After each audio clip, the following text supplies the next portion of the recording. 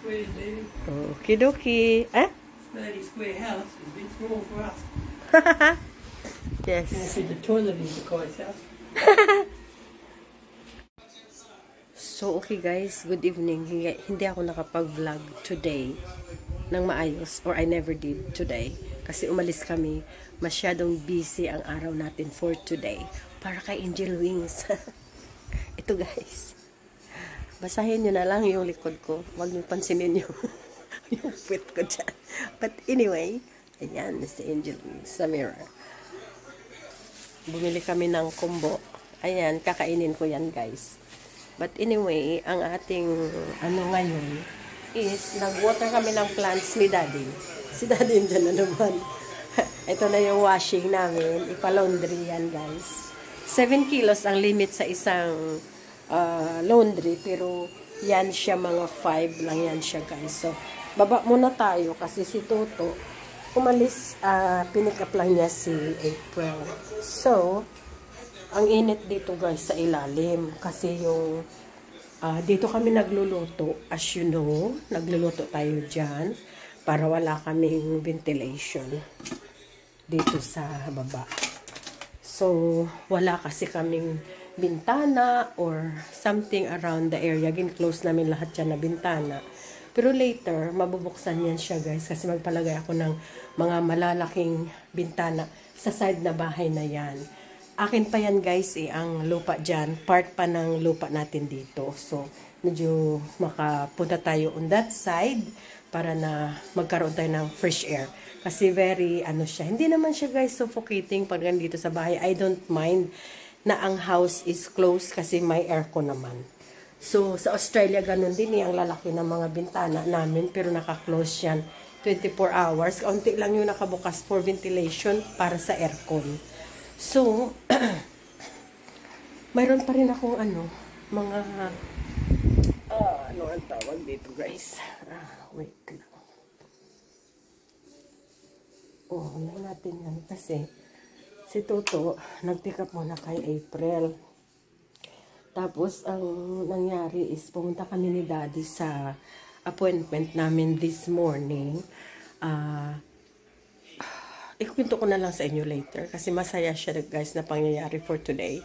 It's been a very successful day for us at saka medyo hindi siya complicated na story pero at the moment hindi natin siya sa vlog kasi para palagay ko parang hindi fitted the occasion yun. So later na lang pero good news siya guys para sa atin lahat at sa inyo na mga nanonood sa amin, matutuwa kayo.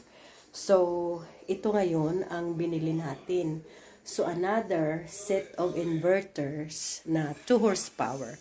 Ipalalagay siya doon sa second floor. So, sabi ng mama na naglagay, sabi niya pag magpalagay ka dito, siya, pababa. Yun. Kaya yun ang shop natin is closed. Ang bintana sa shop. Close siya guys. So, for the moment, yun ang natin. So, pumunta kami sa isang information day na dito sa mga investors. Kung gusto mo bumili ng condominium, mga ganyan. Kasi batchmate ko yung nag-invite sa amin. Real estate agent siya dito sa Bacolod. So, kayo pag may mga kailangan kayo malaman or something like that, pwede ko kayo i-connect sa kanya kasi yan talaga yung trabaho niya. At saka Overa, ito ang pinunta namin, parang siya ng Camellia, connected siya sa Camellia. Yung mga condo nila is nasa labas lang ng, or property pa ng Camellia, pero nasa highway siya ng Camellia property. Tapos yung all home na dinadaanan namin, dito lang siya sa sa side kasi Camellia Park lahat yan. Tapos 'di ba may road kami na dinadaanan na Camellia dinadaanan, tapos kaunti lang mga few minutes na sa City Mall ka na at sa Calopwes, Robinson, ayan. Kasi magkadikit, lapit-lapit lang yan sila guys, isang area almost kami. Isang barangay lang yan. So dito sa amin. So if you need anything, don't hesitate to let me know para na mai-connect ko kayo sa batchmate ko. Kasi alam ko guys, alagaan niya kayo ng mabuti. So, no problem. Kaya, yun, nagluto si Toto ng ano, ano yan, yung ano, ang dami naming ulam, ayun. So, yan. Anyway, yan siya, and then, yan siya, ang dami naming, ano guys, ito. Baka hindi na naman ito makain. Yan, ang inaano ko guys, pag ano, ayan o, yan, kabibili ko lang yan kanina. Kailangan i-monitor siya talaga, kasi, pag hindi siya makain, sayang din siya, diba? Ayan. So, there, lagay natin yan para makita nila may tuto na pwedeng kainin. Kasi mayroon kami ni Daddy sa second floor. Minsan hindi kami kumakain ng kanin. So, mga ganun ang mga kinakain namin.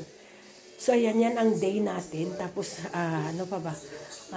This morning, may ginawa kami na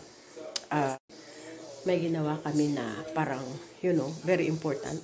Tapos, nag-lunch lang kami ni Dad. Hindi ko yata na vlog kasi parang enjoy kami. Tuwang-tuwa kami. Nalimutan ko mag-vlog. Tapos, yung parang overwhelming yung nangyari na maganda.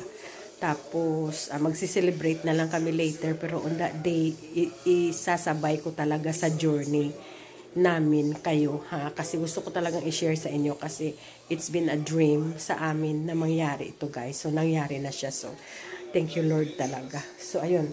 Yun lang, guys. Tapos, kakain muna ako ng ukoy kasi yan ang paborito kong kainin for now. Saka, busog naman kasi ako. So, ayan. So, dito natin ipapalagay yan ang converter. Yung inverter dyan sa taas. Diretso yan dyan sa taas. Yan siya, i-anoin ko kayo. Ayan, dyan siya guys, o katabi ng electric fan, dyan. Tapos yung tangke niya doon, ilusot sa third floor. Doon siya sa taas, ilalagay yung ano niya, yung fan niya. Yun ang sabi ng installer. Sabi niya po, lagay natin siya sa taas para hindi mag-bother anywhere. Kasi mainit yun bumbuga ng mainit. Kaya doon siya sa taas, magbuga, walang tao doon. Yun ang pinakamaganda. So, ayan. Akit muna tayo. Nakamedyas ako guys kasi naka-on yung inverter natin sa bedroom. Can you imagine pag nandito na siya guys, ayan. Malamig na dito yung ditong atmosphere ang area na to. So ito lalamig lahat to kasi kayang-kaya niya yan, lalamig yan dyan. Lalamig doon sa taas kasi bumababa ang lamig. Ayun. So anyway, bitbitin natin to guys. Yan. So, maligo muna ako. And then, Daddy, did you have dinner? Or something to eat? Anyway, or you're still eating? So, ayan ang natin, update sa lahat ng mga nangyayari today. So, nakakatuwa lang guys at nakaka-feel overwhelmed talaga ang nangyari. But, happy all around. Talagang masaya talaga kami guys sa nangyari today. Yung basta, hindi ko ma-express. So anyway, I better go and I better eat na kasi kung gusto ko daw lumabas, sabi ni Daddy, lalabas kami for dinner. So anong oras na ba? Tinanggal ko na nga yung relo ko kasi mag-shower na dapat ako. Tapos magpahinga. So anyway, once maganda lang yung pakiramdam, go na naman. So ganitong oras kasi nagpapahinga na ako pag yung may sipon ako. Tapos this time, wala nang sipon. Nagyaya na naman. Ayan na ba yan? But anyway, I feel a bit better. Thank you, Lord. Dapat lang tayo maging masaya. Yeah. But anyway, salamat sa inyo guys. I-share ko sa inyo ang katuwa ng kasayahan namin. Super blessed kami talaga sa nangyari. At saka dito sa Pilipinas, kung ang mga tao na kasama mo guys ay puro positive vibes, talagang mahahawa ka. Huwag ka lang sumama sa mga negatibo na tao at saka ang buhay mo magulo tulad sa kanila. Experience ko yan dito sa Pilipinas. So sa atin ng mga Pilipina, mahirap talaga maging masaya dito sa Philippines. So, sa Australia, masaya ako guys, pero parang incomplete, So ngayon na nadaanan ko na dito, mga questions sa mind ko na answer ko na.